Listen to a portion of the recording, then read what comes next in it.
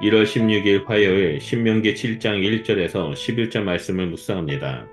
저자는 신명기 1장부터 3장에서 요단 동편을 점령한 이스라엘을 묘사하고 5장과 6장에서는 가나안 땅에 들어가거든 율법을 지키라는 명령을 반복해서 보여주었습니다.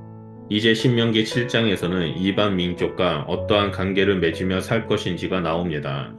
1절에서 너를 인도하시는 여호와께서 친히 이스라엘을 이끌고 들어가게 하실 것이라고 묘사합니다. 본문에 나오는 이방 민족은 헷 족속과 기르가스 족속, 아모리 족속과 가나안 족속, 브리스 족속과 히위 족속과 여부스 족속입니다.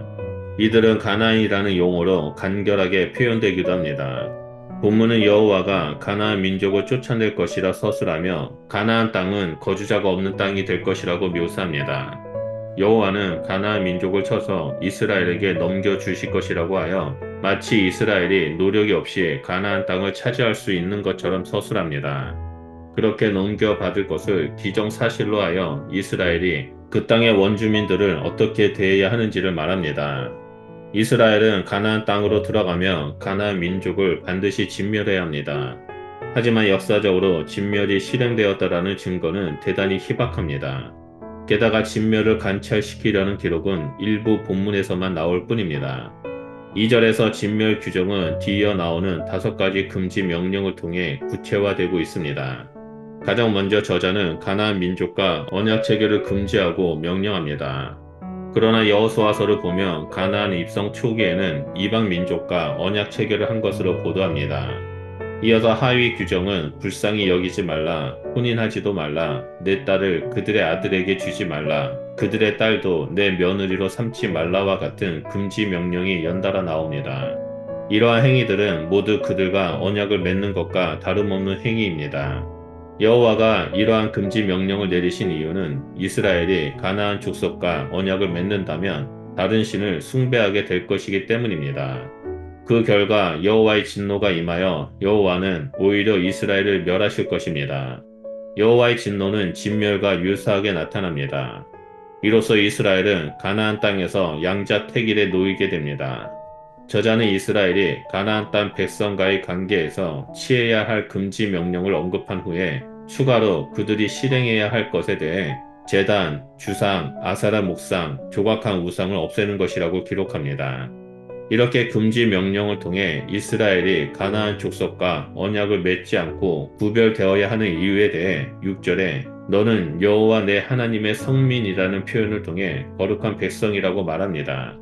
덧붙여 6절에는 자기 기업의 백성이라고 나오는데 이것은 이스라엘이 가나안에서 애굽의 방식이 아닌 여호와의 율법에 따라 살아가며 저자는 그러한 이스라엘을 성민, 기업의 백성, 선택된 백성이라 표현하며 강조합니다. 그리고 저자는 여호와가 이스라엘을 택한 이유를 이스라엘의 위대함 때문이 아니라고 언급합니다. 그것은 적다에서 다시 확인이 됩니다. 적다라는 말은 숫자를 의미하기도 하지만 하찮은 것을 가리킵니다. 게다가 저자는 최상급 표현을 사용하여 이스라엘을 가장 보잘것없는 민족으로 서술합니다.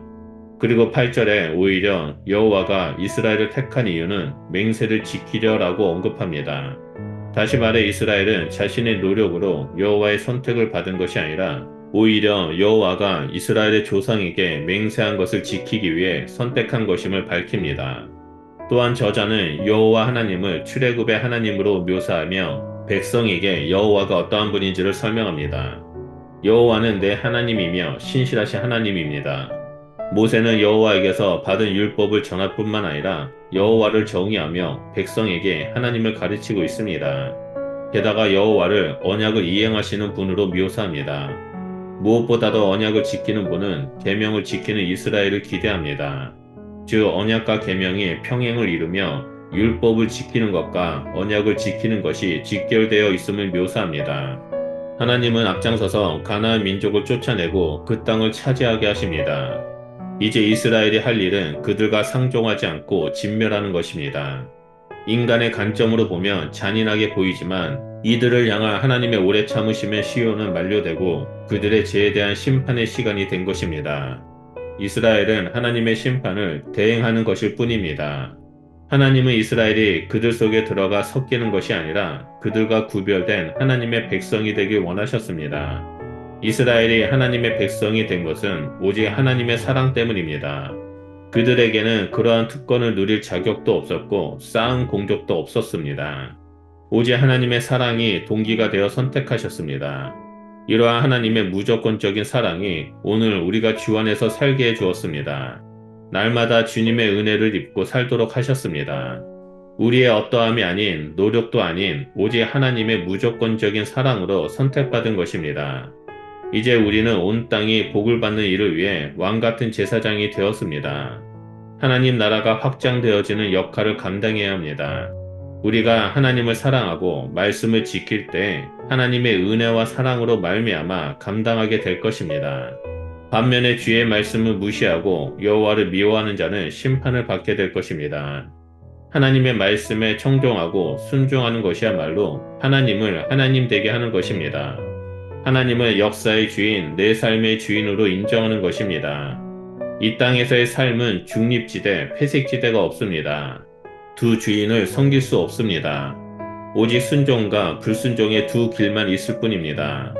그러므로 오늘 하루를 살아갈 때 불순종의 길을 가려는 육신의 탐욕을 부인하고 생명과 평안을 주시려는 성령님의 음성을 듣고 따르는 삶을 살아야 합니다. 늘 성령의 일을 생각하며 선택의 길에서 거룩한 백성으로 믿음의 길, 순종의 길을 선택하며 나아가는 주님의 백성이 되시기를 축원드립니다.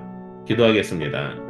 하나님 감사합니다. 아무 자격도 없는 우리를 하나님의 백성으로 삼아주시고 이 땅에서 하나님의 백성된 삶을 살아가는 자로서 우리를 불러주셔서 감사드립니다.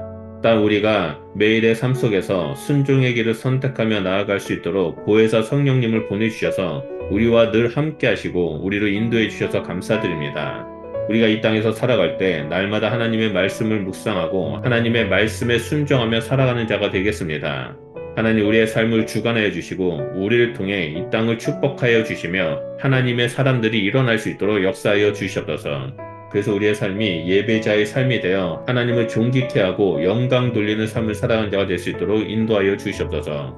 우리와 동행해 주심에 감사드리며 예수 그리스도 이름으로 기도드립니다. 아멘.